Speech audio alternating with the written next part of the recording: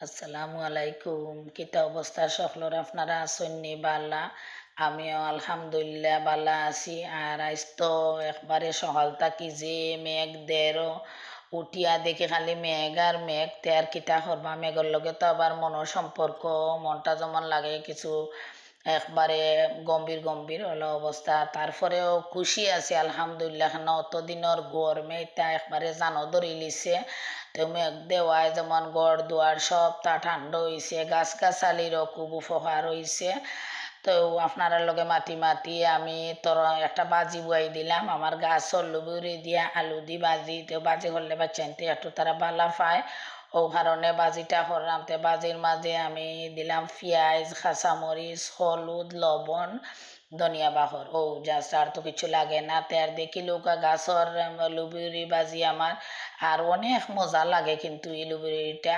আর বাজারটা কি না আনিয়া যদি নিজের গাছর হয় তার বেশি ভালো হয়।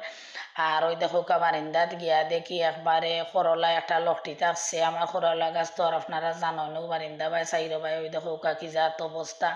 ইটা খাটিয়া খুঁটেও মানে সারাইতাম পারলাম না। আর এবার জানালা খুলছি দেখি আর একটা করলা ধরিতাছে, যদিও মানে করলাগুলা ছোটো, তারপরে আলহামদুলিল্লাহ অনেক মজার করলা এটা।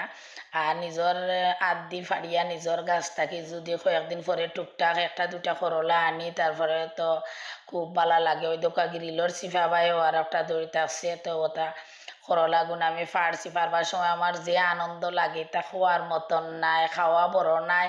এটা দেখলে আর নিজেরা তো গাছে ফাড়লে খুবই মানে খুশি লাগে। আর ওখানে আমি ওই দোকানের মাঝে মশলা সবটা রেডি করে লিয়েছি, মাংস বুয়াই দিব আবার রইয়ে গাছের লুবুরি দিয়া।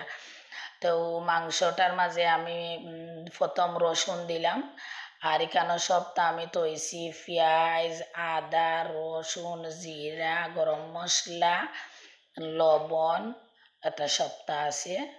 তো আমি একটা একটা করে মশলা দিলাইরাম, ওই দেখোকা আর লাড়রাম এখন সবটা আমি একলগে দিলাইরাম, ওই দেখোকা দিয়ে একটু হালকা একটু পানি দিয়া আমি মশলাটারে বালাটিকে কষাইমু, কারণ মাংস দিত রানরাম, ও কারণে মশলাটা খুব বেশি কষানি লাগে।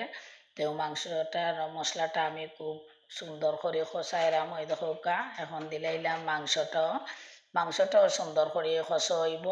কষানি পরে আমি ওই দক্ষ আঁকি যা সুন্দর লুবুরি, আমার লুবুরি দেখলেও জান যায়। লুবুরিটারে এখন ভালো মতে কষাই লিমু, কষাইয়া মাংসর তরকারিটা রেডি করে লিমু। ওই দৌকা আস্তে আস্তে আমার মাংসর তরকারি কিন্তু ওই যেন, কারণ এটার মাঝে তো কোনো জুল দিতাম না, ও কারণে ওই তাড়াতাড়ি হয়ে যায়। আর এবার আমার নাগার গাছ দেখো নতুন নতুন ফুল আইছে, নাগা ধরবতে। আজকেও আমার ভিডিওটা আপনারা কাছে কিলা লাগলো একটু কষ্ট করে কমেন্ট করে জানাইবা। ওই দেখো নাগার গাছও কিলা ফুল আইছে, তে বালা তাহকা হল। আসসালামু আলাইকুম।